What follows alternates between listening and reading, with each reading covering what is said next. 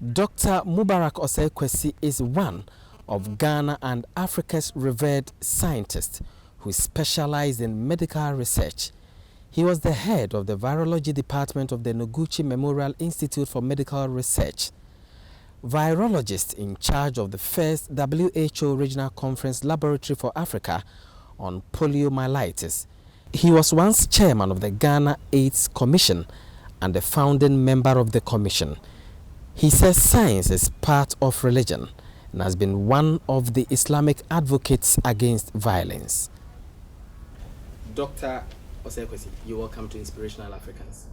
Thank you very much. You have a tall list of, before we begin, a tall list of designations based on hard work over the years. We are told that you were the head of virology department of this institute that you served so faithfully. You were also the virologist in charge of the first WHO Regional Conference Laboratory for Africa on poliomyelitis. For polio, we know that you obviously has carved a niche for yourself.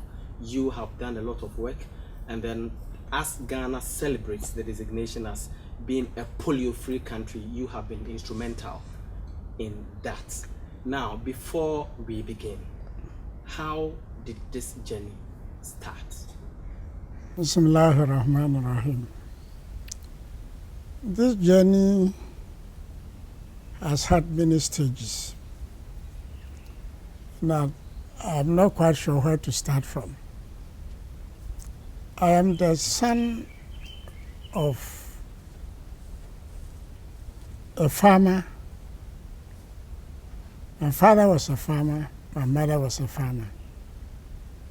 My education was financed in Ghana here to about 95% by my mother. My father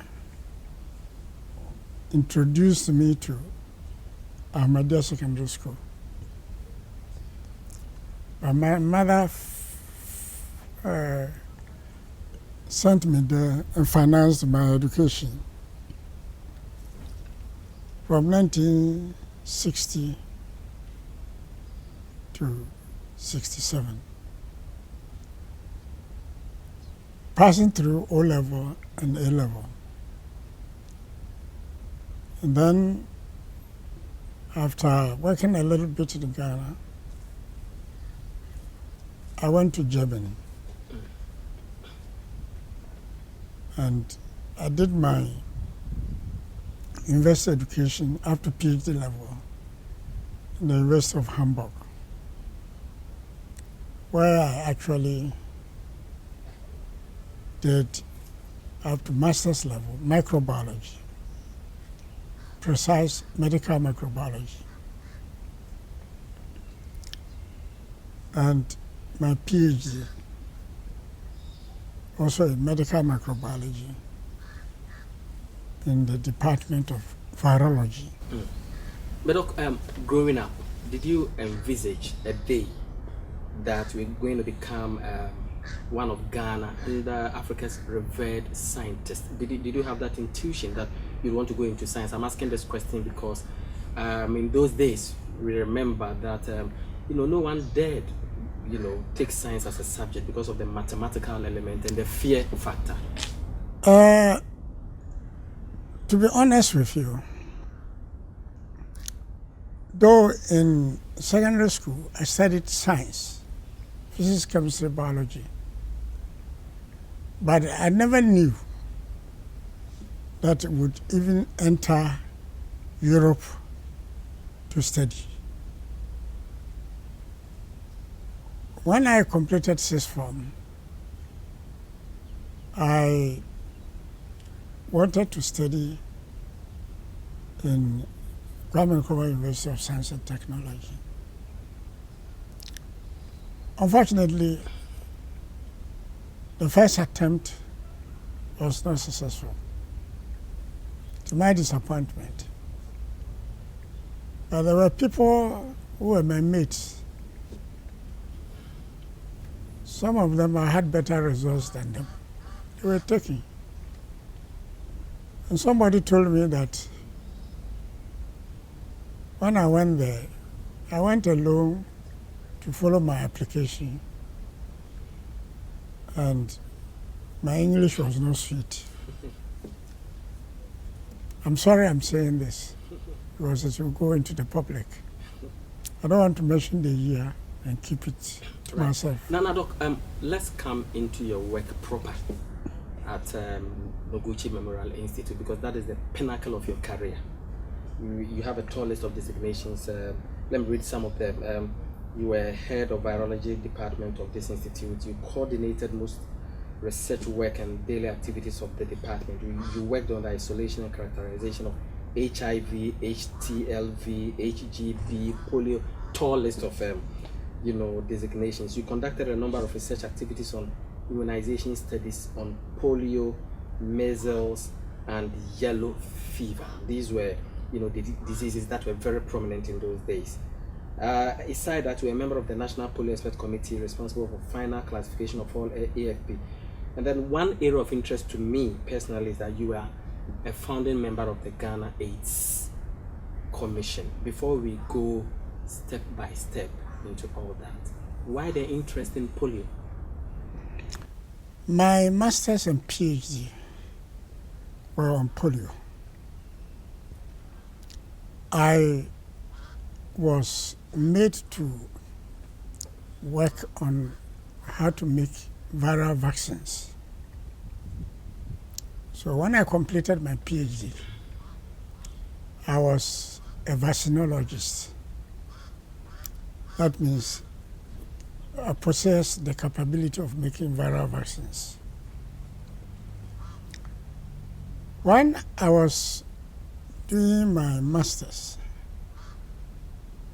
I read an article by one of the renowned Ghanaian medical officers, Professor Vosu Ama, who had published work on diseases which were thought to have been caused by polio. I was shocked.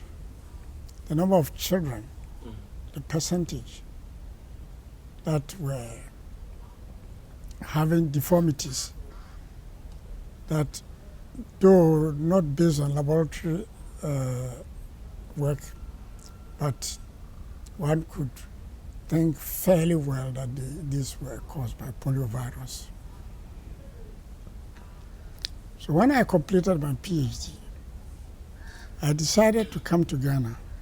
So being a vaccinologist in those days, I'm sure you people weren't that popular. I could have decided to stay in Germany, where you had all the modern facilities and gadgets. Why did you decide to come home in the first place? I was actually advised by the fourth Khalifa, as Mirza Tahir Ahmed, The fourth spiritual leader of the Ahmadiyya Muslim community. Yes, but he thought I am more needed in Ghana and I'll be more useful in Ghana than working in Europe. And I understood him that I was not going to expect to become a very rich scientist, but serving my country is part of service to God, as said by the Holy Prophet Muhammad Sallallahu Alaihi Wasallam. Okay. So what were some of the strides you made in polio at Noguchi? Because then, in those days, it was a feared, disease, and then people ascribed all sorts of superstitious beliefs to the disease. What are some of the strides you made in demystifying that misconception? Through my training, I knew that there was no fear for me, and I didn't even consider it necessary to demystify anything. I knew what to do, and I came to do it. How did you do it? I established the polio laboratory in the virology department. When I applied, I said I would work on polio. And I worked on polio. I started working on polio. Later on, I added measles and yellow fever. HIV came in and other viral diseases. Polio because there were a lot of children having paralysis when I came in '84. I saw some myself. The pain in my heart, something that we can prevent with vaccines. Vaccines are available. Why should we let these children, some of them but die? Your predecessors know that there are common vaccines that can be made to stop the scourge, the polio. They were immunizing, but everything there must be a strategy. One of the things that I found right from the onset was that some of our vaccines in the field were not potent. How did you discover that? Because the cold chain, the polio vaccine has to be kept under a cold chain from the manufacturer to the cold room where you store it, from there to the field where you are going to use it. It must be under a certain temperature, best under 8 degrees. But I would say preferably under 4 degrees, but not frozen. We went to the field, picked vaccines that were being used, brought them to the lab, we tested them, and found them to be useless. That means the cold chain had not been kept. So we alarmed the Ministry of Health. The result was that the ministry sent all the vaccines that were coming into the country to Noguchi. And we kept them in our cold rooms.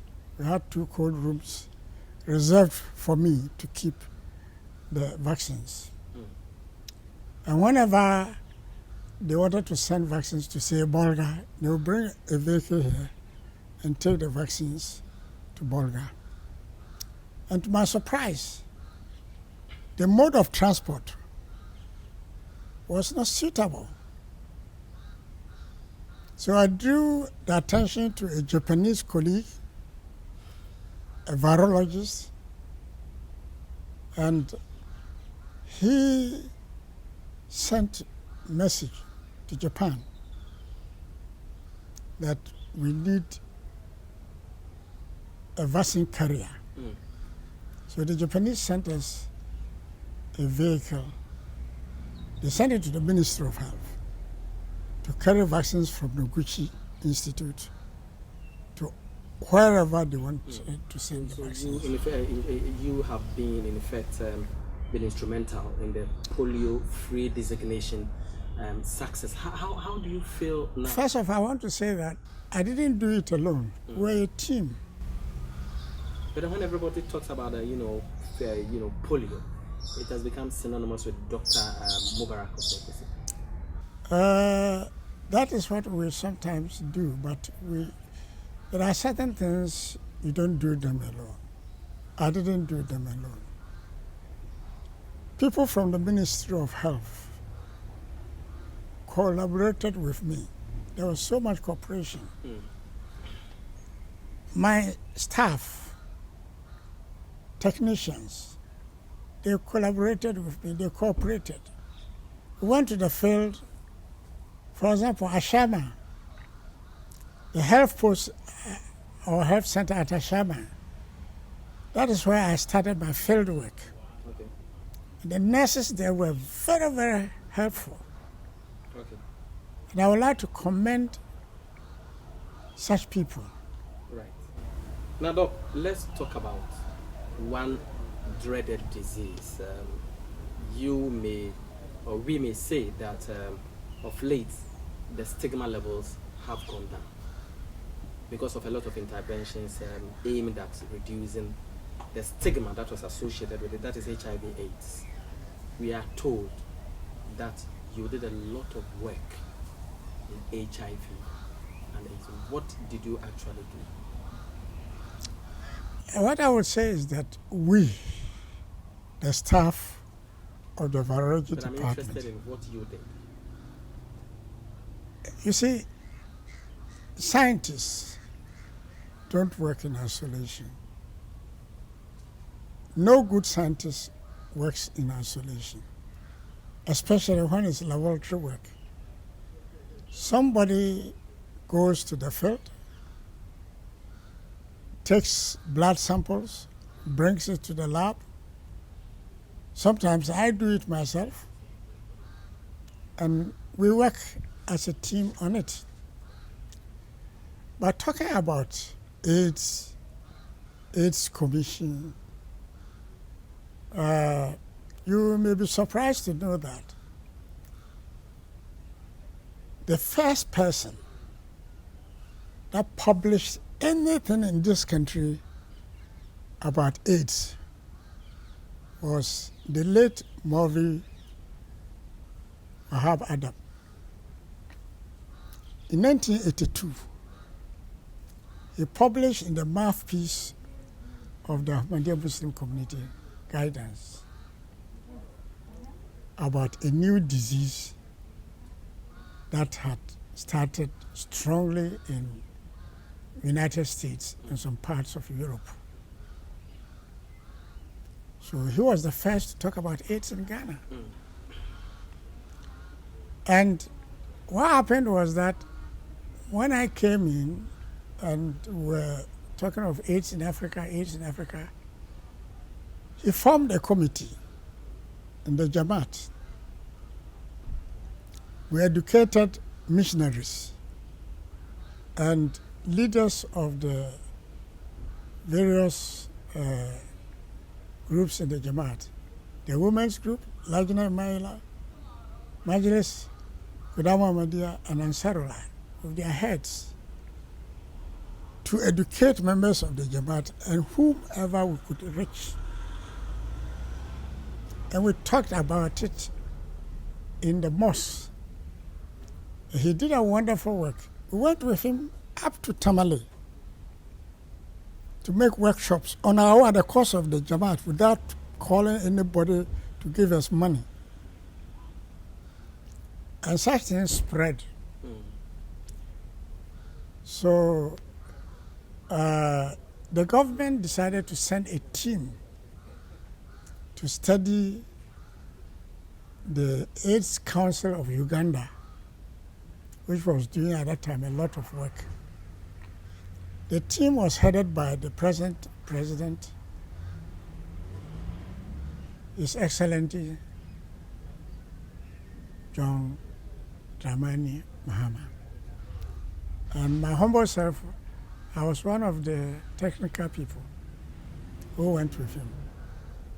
We spent more than 1 week, I think about 10 days, going around Uganda, talking to people, and we were writing the report. When we came, he took our report to the cabinet. That was the year 2000.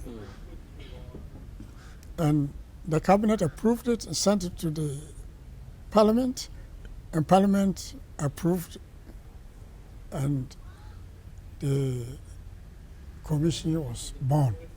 Right, Doc, you have been responsible for training of about 120 scientists currently working in the WHO. That's no mean achievement. How were you able to do that? Well, when we did our studies, the second one that I'm talking about, it was published in the WHO Bulletin. People got to know of us. In 1991, WHO found the work we're doing here impressive. So they sent first one Professor Tomori from Nigeria to come and look at our laboratory, Professor Tomore is one of the best laboratory scientists and virologists Africa has ever produced. And he came and looked at our lab and wrote a report to Geneva, WHO headquarters. Then they sent another scientist from Geneva, one Dr. Milstein, a lady. She also came to evaluate our lab and found it to be suitable for training of other scientists. So in 1992, WHO sent officials from Geneva to come and sign an agreement with the University of Ghana to make my laboratory a training center in Africa. Right. But before that, it was made a reference laboratory. You are alluding a lot to the Holy Quran, trying to tell viewers that there's no incongruity between religion and science, and we are quoting extensively from the Holy Quran. Can you give us other quotations, where the Quran, lends credence to the congruity between religion and science? A lot of them. In Surah Al-Anbiya, Allah says, those who do not believe, that means addressing the disbelievers. Let's say today addressing the atheists. Do they not know that the heavens and the earth were one mass, and we caused them to explode, and out of it came the celestial bodies? Doc, quickly, for the benefit of our viewers, some of these terms are technical. The heavens and the earth were one mass and it exploded. What do you actually mean? Because you're a scientist, so you could... Today we call that the Big Bang Theory. It is the belief of those people who say there is no God, that between 12 and 15 billion years ago, there was a small nebula mass of about few millimeters, which exploded. And out of the tiny bits, all the huge celestial bodies developed out of them. The interesting thing is that their brains cannot tell me how something like this got exploded, and this big F is one of the tiny bits that has developed itself to this size. But some of them claim that, they and the sun into the world by chance. And the sun also came out of it. There are certain other planets which are about so many times bigger than the Earth. I want you to react quickly to this. They claim that the world came into existence by chance. I've asked one such scientist. I told him, a German scientist, I said, dismantle a Mercedes Benz, a saloon car, dismantle it and put it in a drum and keep rotating it for 1 million years. Do you think an assembled Mercedes Benz will jump out of it? He said no. You see, and the verse that I'm quoting from Surah Al-Anbiya continues by saying that, and after that, we created you out of water. Created humankind out of water? Yes, life out of water. And today, there is a proof that everything that has life originated from water, an aqueous medium. We've unfortunately been told we are running out of time. Looking at the stage of Ghana's development, there is either lack of scientific investigation, lack of research into most of the problems confronting this country. You are a retired scientist. because of the lack of research, we have all sorts of associations with some of the problems that we have. We associate, we attribute most of these problems we are facing to superstition. What advice do you have for one, civil society, to government and the citizen? I'll tell you one thing. This institute, Noguchi Memorial Institute for Medical Research, is a national asset. A lot of research has been carried out in this institute. If those who matter would take it up, a lot of industries could be set up. The universities in this country have performed a lot of research work. They have become dusty in wardrobes and shelves. Do you know that the science block which Kwame Nkrumah started, it remained uncompleted until His Excellency John Ajekum Kufuor became the president of this country. How many years? From 1966 to what? 2001. Before it was completed.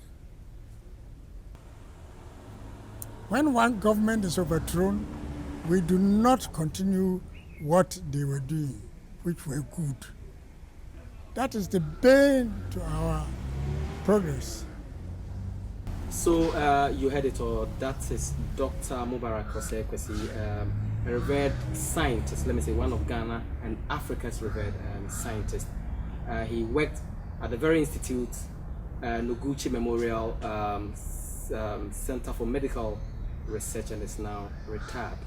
He's told us a lot and is food for thought for all of us. When one government is overthrown, projects that could inure to the benefit of the country are not continued, and he laid emphasis on scientific projects that could turn the fortunes of this country around. So till we come your way again on Inspirational Africans, Assalamu alaikum, may the peace and blessings of Allah be on us all. Amen.